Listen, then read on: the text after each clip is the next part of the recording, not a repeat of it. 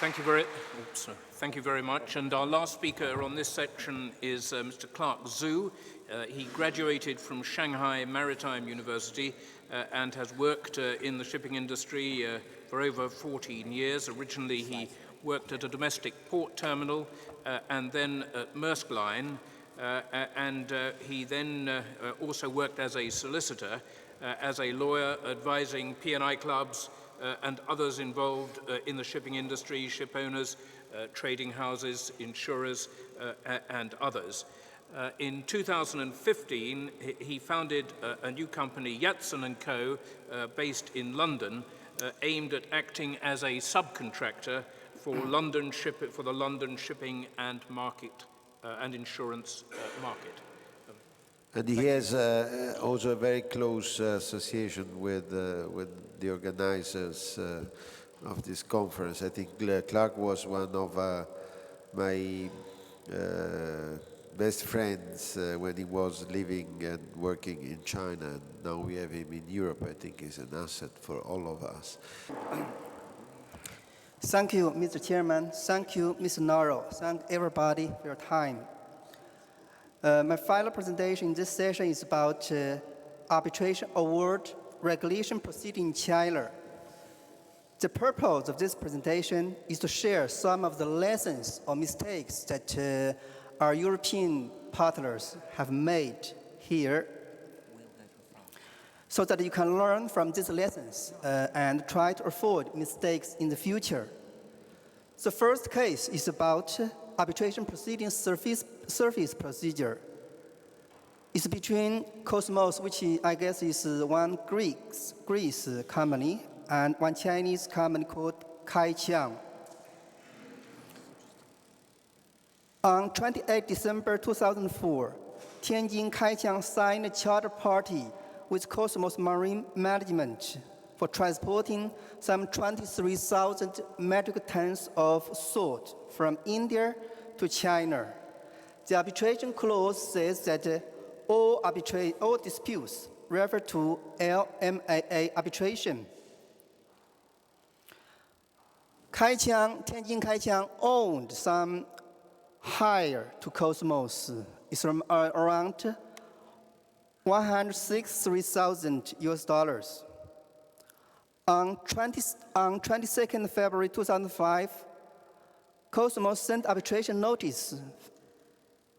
Take a note here, send notice via broker. They sent notice, arbitration notice via the broker to Kaiqiang. Ask Kaiqiang to nominate their arbitrator within 14 days. And then on March 9th, 2005, Cosmos once again sent email to Kaiqiang via broker, asking them to nominate the arbitrator within 7 days. On March 17, 2005, Cosmos emailed again via broker to Kaiqiang, nominate, for example, Mr. Tom, Dick, and Harry as their sole arbitrator. On July 18, 2005, arbitrator published award.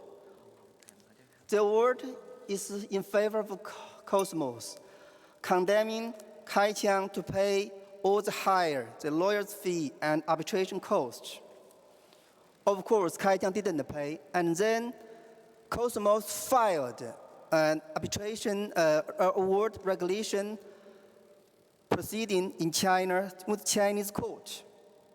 Kaiqiang defended that, sorry, I never received this arbitration notice, so there's no chance for me to make a representation in this arbitration proceeding. In the end, the Chinese Supreme Court supported this defending point. That is, under the charter party, there is no agreement as via email services arbitration dispute, arbitration proceeding via email, via broker.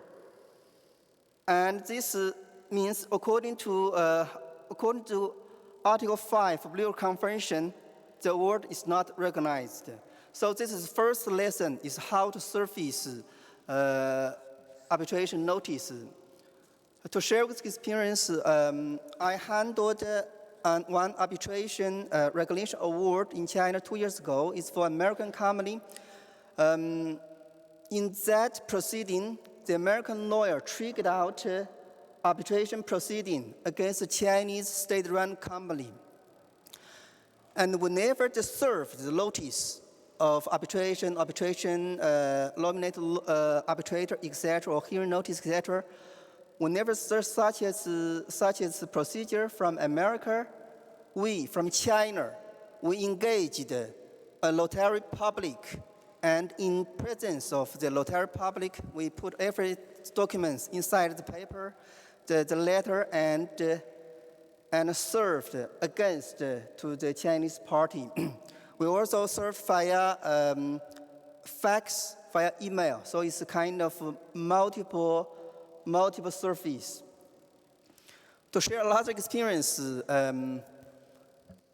sometimes we acted as advisor of the Chinese party how to avoid the arbitration notice from, for example, from here, from Italy, from European. We simply ask our client never open the letter or not respond to the letter or to the email. So you can see from this situation, from the Italian or European point of view, multiple service is very important. Multiple service is very important. This is the first case.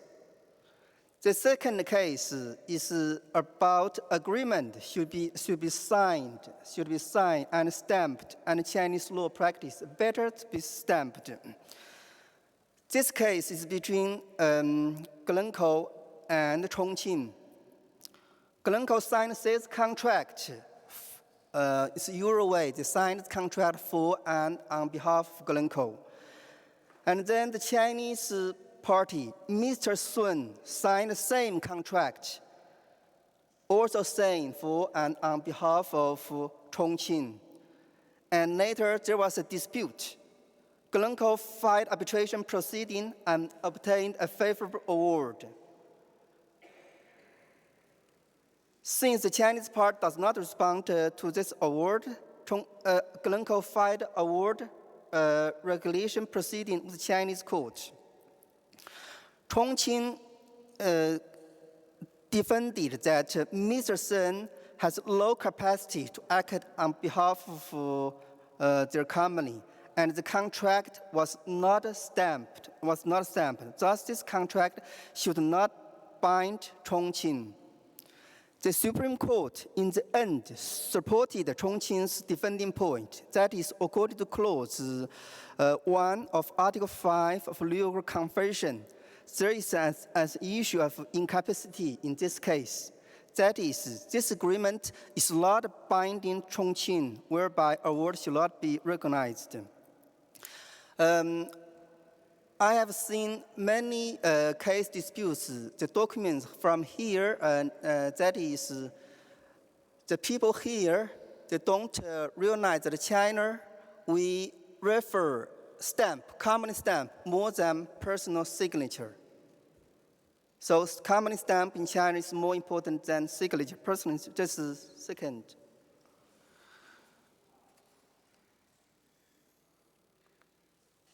The third case is about arbitration clause must be signed and exchanged. Concordia Trading prepared sales contract and emailed to Lantong Oil. Sales contract sales all disputes referred to arbitration. Lantong Oil did not sign back and stamp, but they issued a letter of guarantee which mentioned the contracts indicate Concordia Trading. Dispute arise, Concordia Trading raised arbitration and obtained a favorable award. Concordia Trading then filed award recognition in China. The Chinese court did not recognize award on the ground that under legal convention, an arbitration award must be signed and exchanged. So in this case, the contract was not signed and exchanged. To summarize the learning points from these cases, first is multiple service of arbitration notice. And secondly is strict follow of the arbitration procedure.